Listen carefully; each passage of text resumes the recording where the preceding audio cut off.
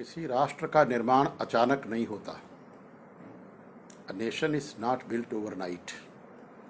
उस राष्ट्र का निर्माण सामर्थ्यवान, संस्कारवान, चरित्रवान, देशभक्त लोग करते हैं और ऐसे लोगों के निर्माण की व्यवस्था और प्रक्रिया का नाम शिक्षा है। And universities are of course centres of learning where teachers, students and administrators come from different parts of the nation। अलग अलग स्थानों से आए हुए लोग अपने व्यक्तित्व के निर्माण के लिए विश्वविद्यालयों को एक केंद्र के रूप में स्वीकार करते हैं और वहाँ पर जो शिक्षक हैं, जो विद्यार्थी हैं, जो प्रशासक हैं, वो सब मिलकर के एक ऐसी व्यवस्था और ऐसे वातावरण का निर्माण करते हैं जिसके आधार पर वह शिक्षा न केवल लोगों के मस्तिष्क का परिष्कार करती है बल्कि उनकी बुद्धि और आत्मा का भी परिष्कार करती है। और इसलिए किसी भी राष्ट्र का निर्माण करने में 3H hand, head and heart, इनकी आवश्यकता होती है। अर्थात शारीरिक योगदान की आवश्यकता होती है, इसके साथ साथ मानसिक और बौद्धिक योगदान की भी आवश्यकता होती है। और इसलिए विश्वविद्यालयों का काम वहाँ पढ़ने वाले विद्यार्थियों के व्यक्तित्व का निर्माण करना है और उनके व्यक्तित्व का निर्माण समूचा तब होगा जब उनका शारीरिक विकास हो, जब उनका मानसिक विकास हो और जब उनका बौद्धिक विकास हो। और इस शारीरिक, मानसिक और बौद्धिक विकास के आधार पर वे जब तैयार होते हैं तो जिस तरह के लोगों की आवश्यकता एक राष्ट्र को होती है, जैसी लीडरशिप राष्ट्र को चाहिए, जिसमें टॉलरेंस हो, जिसमें हार्मोनी हो, जिसमें फेयरनेस हो और इसके साथ साथ अनुशासन हो। तो ऐसी टॉलरेंस, हार्मोनी, फेयरनेस और डिसिप्लिन के आधार पर वे सब लोग न केवल अपना निर्माण करते हैं, अपने परिवार का निर्माण करते हैं, बल्कि अपने देश के निर्माण के साथ साथ इस समूची सृष्टि में अपना योगदान सुनिश्चित करते हैं। विश्वविद्यालयों को एक डिविडेंड है। इन विश्वविद्यालयों में एक समूह के रूप में देश के अलग अलग हिस्सों से आए हुए विद्यार्थी, शिक्षक और प्रशासक एक साथ मिल जाते हैं और इसलिए ये विश्वविद्यालय एक तरह से राष्ट्र का प्रतिनिधित्व करते हैं। उसी तरह से जैसे एक ओलंपिक में अलग अलग राष्ट्र शामिल होते हैं, वैसे ही विश्वविद्यालय में देश के अलग अलग हिस्सों से आए हुए विद्यार्थी, शिक्षक और प्रशासक मिल करके राष्ट्र का प्रतिनिधित्व करते हैं। और ऐसी स्थिति में विश्वविद्यालयों को यह एक डिविडेंड है कि वे इस राष्ट्र के विकास में राष्ट्र के अलग अलग हिस्सों से आने वाले लोगों में व्यक्तित्व के निर्माण के आधार पर एक ऐसी पीढ़ी तैयार कर सकते हैं, एक ऐसी परंपरा निर्माण कर सकते हैं जिसके आधार पर, जैसा कि हमने कहा, कि वह शिक्षा प्रोडक्टिव हो, प्रैक्टिकल हो, परफॉर्मिंग हो। तो ऐसी परफॉर्मिंग, प्रैक्टिकल और प्रोडक्टिव एजुकेशन ही लोगों का निर्माण करती है, समाज का निर्माण करती है और राष्ट्र का निर्माण करती है। इसलिए इस व्यक्तित्व के निर्माण का कार्य जिस करिकुलम के आधार पर होना है वह एक इंटीग्रल करिकुलम होना चाहिए और जिसमें स्पोर्ट्स को भी एकेडमिक करिकुलम का इंटीग्रेटेड पार्ट अर्थात समेकित हिस्सा बनाना चाहिए। और ऐसा करिकुलम ही विद्यार्थियों के समग्र विकास का कारण बनेगा। विश्वविद्यालय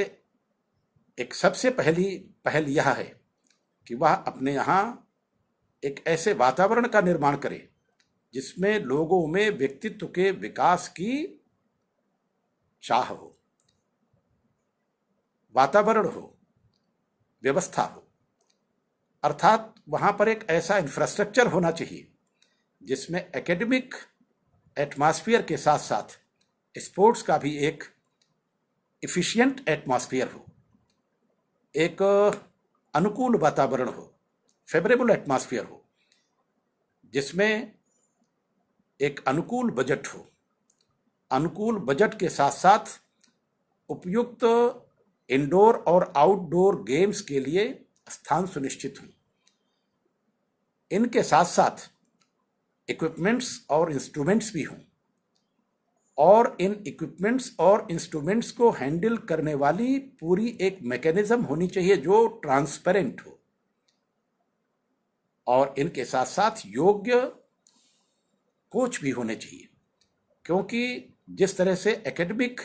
करिकुलम को हैंडल करने के लिए हमें योग्य और कुशल शिक्षक आवश्यक हैं, उसी तरह से विद्यार्थियों में स्पोर्ट्स के प्रति क्यूरियासिटी पैदा करने के लिए, जिज्ञासा पैदा करने के लिए और क्षमता निर्माण करने के लिए योग्य प्रशिक्षक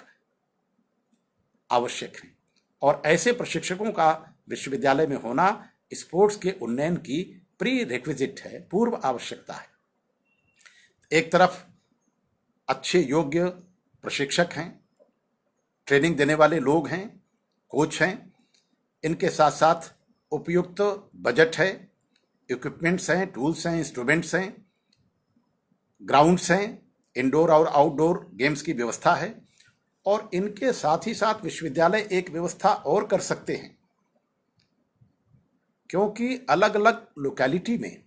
अलग अलग स्पोर्ट्स के प्रति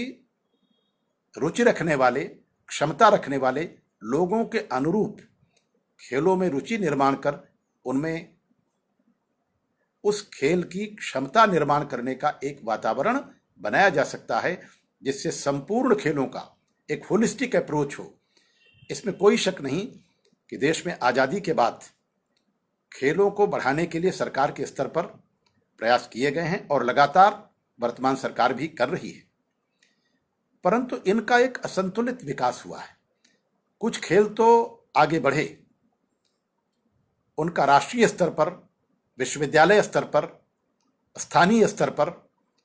और समूचे इंटरनेशनल लेवल पर भी भारत ने अच्छा प्रतिनिधित्व किया, परंतु वहां यह बात भी सत्य है कि कुछ खेलों के विकास के इस वातावरण ने कुछ खेलों को पीछे छोड़ दिया। ये वे खेल हैं जो अलग अलग विद्यार्थी, अलग अलग युवा अपने रुचि के अनुसार, अपनी क्षमता के अनुसार उनमें दक्षता प्राप्त करता है, और न केवल उन खेलों को आगे बढ़ाता है, न केवल राष्ट्र में उस खेल शक्ति का विस्तार करता है, बल्कि अपने निर्माण में ही वह अपनी योग्यता और अपनी रुचि के अनुसार अपने व्यक्तित्व के निर्माण में, अपनी ओवरऑल पर्सनालिटी के डेवलपमेंट में खेल का चयन करने में भी समर्थ होता है। इसलिए हमें एक ऐसा वातावरण निर्माण करना चाहिए जिसमें सभी खेलों का एक संतुलित विकास हो सके। यहां यह बात भी समझने योग्य है कि विश्वविद्यालयों को इन खेलों में रुचि रखने वाले, क्षमता रखने वाले युवाओं को इंसेंटिव्स भी डेवलप करने चाहिए, क्योंकि खेलों में वह क्षमता है जो न केवल लोगों के पुरुषार्थ का निर्माण करती है, न केवल उनमें सामर्थ्य पैदा करती है, न केवल उनको शक्ति और ऊर्जा देती है, बल्कि उस शक्ति और ऊर्जा के अनुसार और आधार पर उनमें पर्याप्त अर्थोपार्जन की क्षमता भी निर्माण करती है, प्रसिद्धि का आधार भी बनती है। आज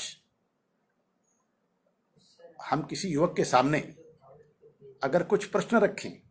तो हो सकता है वह देश के बड़े कुछ विद्वानों के नाम न बता पाए, कुछ वैज्ञानिकों का नाम न ले पाए, कुछ बड़े चिकित्सकों का नाम न ले पाए,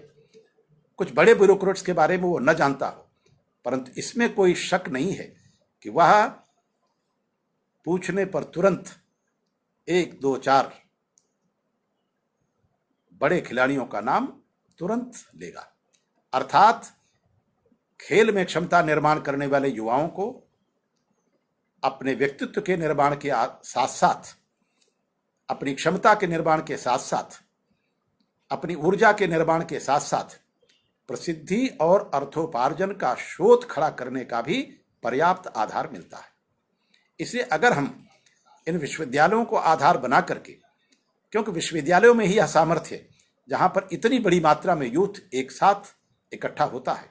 अलग अलग स्थानों से आता है, अलग अलग ऊर्जा और अलग अलग रुचि के अनुसार वह अलग अलग खेलों में अपनी प्रतिस्पर्धा निर्माण कर सकता है। तो ऐसी स्थिति में अगर, जैसा कि मैंने कहा, कि हम योग्य प्रशिक्षकों की एक टीम खड़ी करें, एक इंफ्रास्ट्रक्चर का अनुकूल वातावरण निर्माण करें, एक ऐसी टीम निर्माण करें जो टीम इन स्पोर्ट्स की मैकेनिज्म का, इंफ्रास्ट्रक्चर का, परफॉर्मेंस का टाइमली इवैल्यूएशन भी करती रहे, and on the basis of timely evaluation we can make necessary arrangements, improvements in overall system of sports. तो ऐसी स्थिति में विश्वविद्यालयों को अलग अलग रुचि के अनुसार अलग अलग खेलों के लिए छात्र और छात्राओं में न केवल रुचि पैदा करनी चाहिए, बल्कि उनकी रुचि के अनुसार एक आंतरिक आधार संरचना का निर्माण भी करना चाहिए। और कुछ विश्वविद्यालयों में इस तरह की व्यवस्था का निर्माण हुआ भी है और वहां के विद्यार्थियों ने देश का नाम न केवल राष्ट्र स्तर पर बल्कि अंतर्राष्ट्रीय स्तर पर भी स्थापित करने में सफलता पाई है। यहां यह चर्चा करना भी अत्यंत प्रासंगिक है कि जितना पोटेंशियल हमारे राष्ट्र में है, जिस तरह की परफॉर्मेंस हम नेशनल लेवल पर और इंटरनेशनल लेवल पर, यूनिवर्सिटी लेवल पर, इंटर यूनिवर्सिटी लेवल पर कर सकते थे, शायद अभी उस दिशा में बहुत अधिक प्रयास किए जाने की आवश्यकता है। विकसित देशों के अलावा कुछ विकासशील देशों ने, कुछ बड़े देशों के अलावा कुछ छोटे देशों ने भी ओलंपिक्स में जिस तरह की परफॉर्मेंस की है, उससे हमें एक सीख लेनी चाहिए कि अगर हम इन खेलों को विश्वविद्यालय में एक अनुकूल वातावरण प्रदान करें, करिकुलम का हिस्सा बनाएं, इनके लिए योग्य प्रशिक्षण का वातावरण तैयार करें, विद्यार्थियों को प्रोत्साहन मिले, तो न केवल हम युवाओं में एक व्यक्तित्व के निर्माण का उपयुक्त वातावरण तैयार करेंगे, बल्कि उनकी प्रसिद्धि का, उनके नाम का,